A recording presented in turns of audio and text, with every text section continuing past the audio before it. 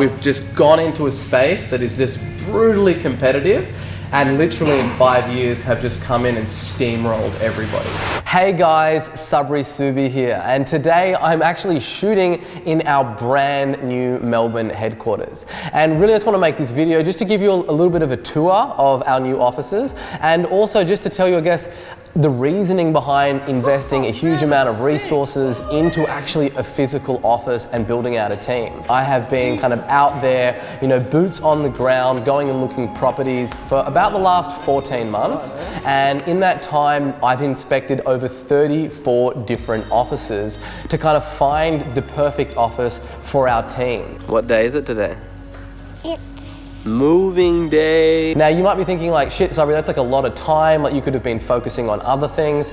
And really, like as a business owner of like an 8-figure business that is scaling up, at lightning speed, there really is nothing more important than investing in your team. Essentially, all businesses are like a system. It has its inputs, and the inputs are going to be like your team members and the work that they do, and then it's going to go into the system, which is going to process it to basically get the outputs, right?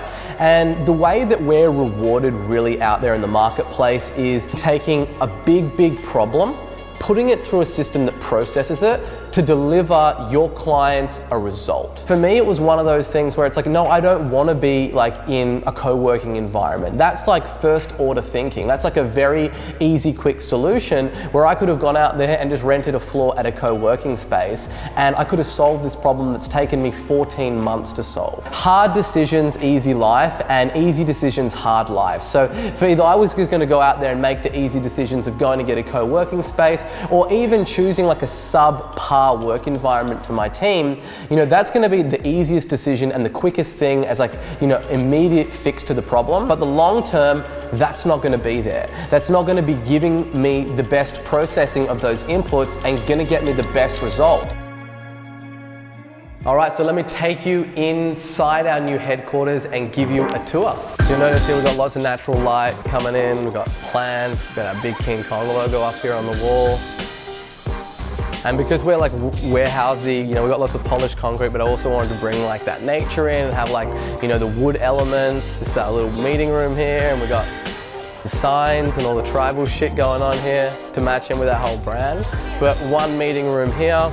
And basically, like within our company, we've got 8 different teams, right? So we've got all these different teams in our companies, and we want everybody sitting together.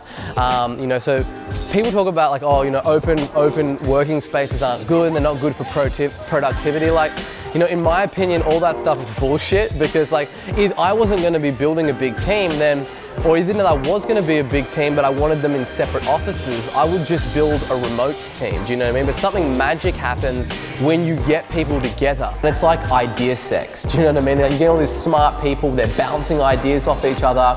And the more comfortable they are, and the better the environment, and the more relaxed they feel, the better the work that they can do.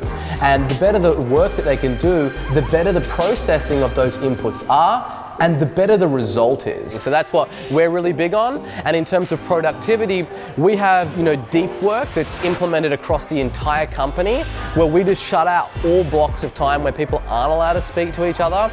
We turn down the music, everything's really chill, and people can get into that zone, that flow state, and do really productive work.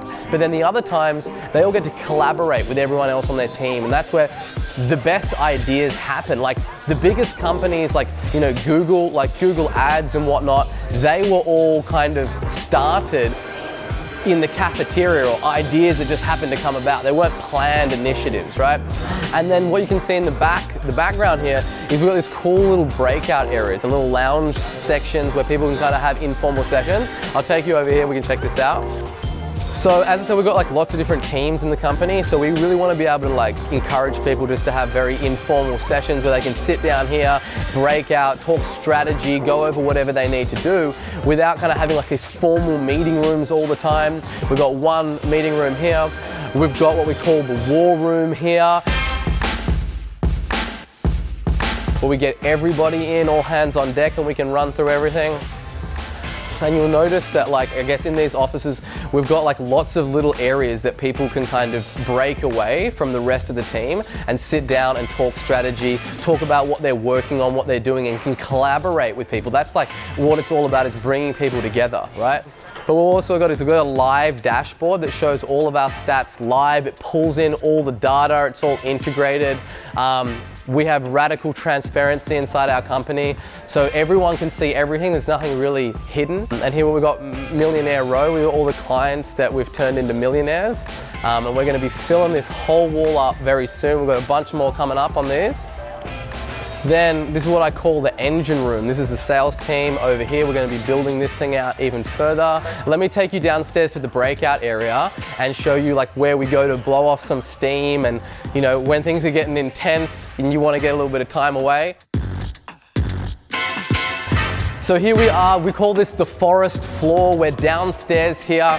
Everyone's upstairs working right now, but this is very informal. We've got bean bags in here. We've got a projector that we blow up onto this wall, and we have something called a water hole meeting, which is like a monthly all hands on deck. We go through all the numbers for the company, where we're at, how many leads we got, how much money we're making. Everything is completely transparent. It's just that culture of radical transparency. There's nothing to hide.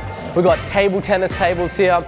We take our table tennis incredibly seriously. You know, we've got a big kind of cafeteria. We've got more natural plants down there. We're still kind of finishing a bunch of this stuff. But yeah, that kind of gives you an idea of the size of the building, the magnitude, and really what we're trying to do as a company and where we're trying to go. You can see this place is enormous. It is way bigger than what we need right now.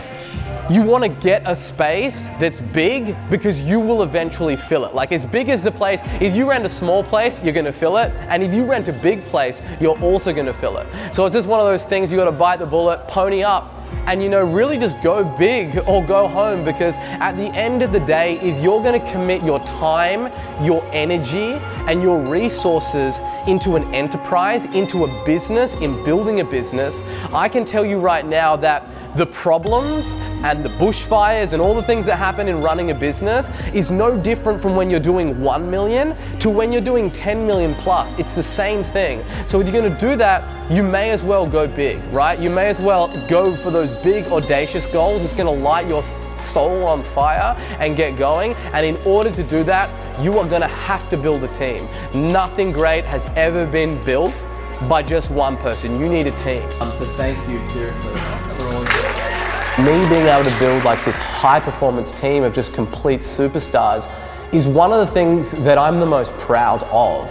So I want to share that pride with them. I want to really share the wins that we're having as a company and give back to my team and say, like, we all did this. Like, we all got together. This is all our sweat equity that we put into this business.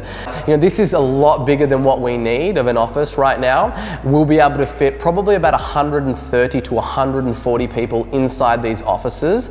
And we've got 60 full-time team members right now in these current offices. So that's definitely a long-term play. I'm really like thinking about where is our company going over the next 2 to 3 years and planning for that in advance, and being able to build out a home, because, you know, what you can see in your mind's eye, you really manifest it.